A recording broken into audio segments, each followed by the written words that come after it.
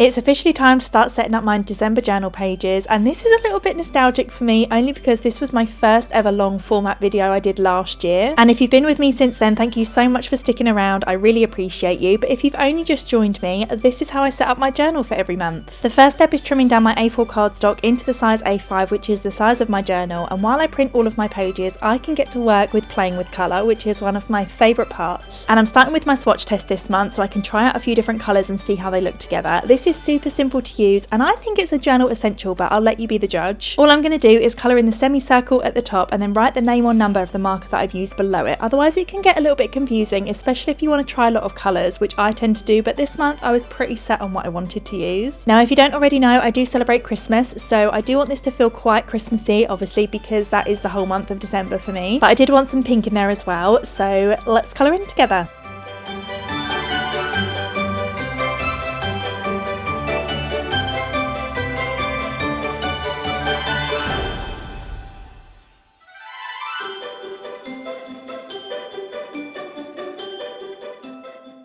And there you have it, my swatch test is complete. I really like the colours and how they look together. I did have to add in a couple of browns, not by choice, but I do have a Rudolph to colour in and I do want it to be somewhat realistic. And all of my trackers have been printed off, so now's the really fun bit where I get to colour in. I did want to try and do a bit of a flip through with all of my pages, but this totally failed. I think it's quite hard to flip through cardstock and I do have quite a lot of trackers as per usual for every month, so these are my Christmas pages, which I'm so excited about. I also have a Christmas countdown, which I did use last year, so I'm using that one again, and I've also got my Christmas movies checklist. Some of my favourites are on the list, but it does come in a blank version if you did want to fill it out yourself, because there are so many Christmas films. But anyway, I'm now going to spend some time colouring in, so let's do it together.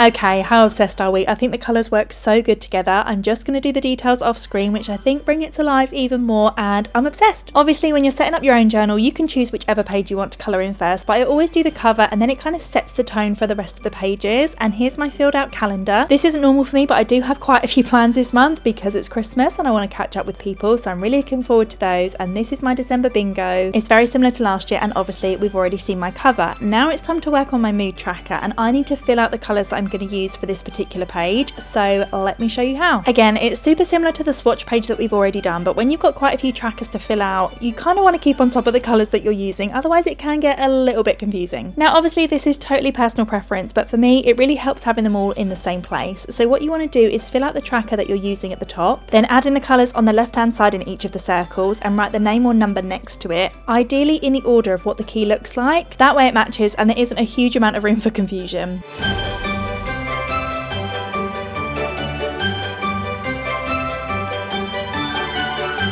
Now we've got that all sorted, I can take you through all of my trackers that I'm using for the month of December. Obviously starting with the cover, which we've already seen, but I'm so obsessed, I love it. Then we have my monthly calendar, which I do like to cross off each day once I fill out my journal. And my goals for this month is run another 5k without stopping, finish my 4th colouring book, enjoy the festive season, and also finish the current book that I'm reading. I haven't decided on an affirmation for this month yet, but if you do have any ideas, please let me know in the comments. And then the next page is my journal page, which I've already said I'm super excited to start filling out and doing some of these things. The content is very similar to last year, I think, just the illustrations have had a bit of a glow up. I'm really looking forward to putting up my Christmas tree, watching some Christmas films, baking, like doing my Christmas cards, all of that good stuff, good festive stuff, so I'm looking forward to that, and hopefully this will just encourage me to keep doing those things. And that's why I really like doing the bingo pages every month, because sometimes when life gets in the way you can just get so busy, so you don't prioritise those things that you would actually really like to do, so it's that daily reminder to make sure you're doing those things. Anyway, we've got my Christmas countdown and my Christmas movie list, which we've already talked about. I actually cannot wait to watch Love Actually and the Santa Claus. I'm so excited. And The Holiday and The Grinch. Oh my god, there's so many. And all the new ones that are on Netflix. Anyway, and then we've got my sleep tracker, which I tend to fill out the day after I've slept, which is a little bit confusing. It's almost like I'm a day behind with my morning trackers, but it's just how I like to do it. So for example, tonight, I don't know how many hours I'm going to sleep tonight until tomorrow morning when I wake up, which is why I do it a day later. I hope that makes sense. It's a little bit confusing. I've also got my screen tracker, which I use for how many hours I've been on social media, but you can use that one however however you choose. If I did it for actual screen time, I work on my laptop day in day out, so it would be very high. I've also got my daily gratitude and my habit tracker, and this month I've gone for cook from scratch, wear my SPF because I keep forgetting, no social media before 8 AM, I really like this from last month, bed before 10 and do something festive. And then instead of my adulting tasks bubble quest, I've actually changed it to a cleaning bubble quest instead, only because I want to keep on top of the housework this month so it doesn't all overwhelm me by Christmas time. So on this one I've got vacuum, laundry, wipe the surfaces, do some tidying, make my bed and take the bins out. I don't often take the bins out because that's really Ollie's job, but every so often I will do it. And then we've got my hot drinks tracker, which I've really liked using over the last month rather than doing 2 separate trackers for tea and coffee, and I cannot wait for the colours on this one. And instead of my self-care tracker, I'm doing another bubble quest, but this is the glow up version, and it's just to remind me to keep taking care of myself with a few different things. It's very easy to like look back at the month and be like, I didn't do much for myself, but actually I think this might help me visualize it a little bit more. 2 bubble quest pages might be a little bit excessive, so I'm hoping I can keep up with the both of them, but I'm really excited to fill this one out. And we're almost at the end, and that means we've got the highlight of the day tracker. I do love this one only because I think it's good to reflect on those things, and even though not every day will be a good one, I do believe that there is something good in every day, even if it's small, like having a coffee in silence or like sleeping in for an extra half an hour or going to bed early. Anyway, I also have my TV show tracker and a blank movie tracker as well. And that's it for now. I really hope you enjoyed this video and setting up my December journal pages with me. Thanks so much for watching. Bye!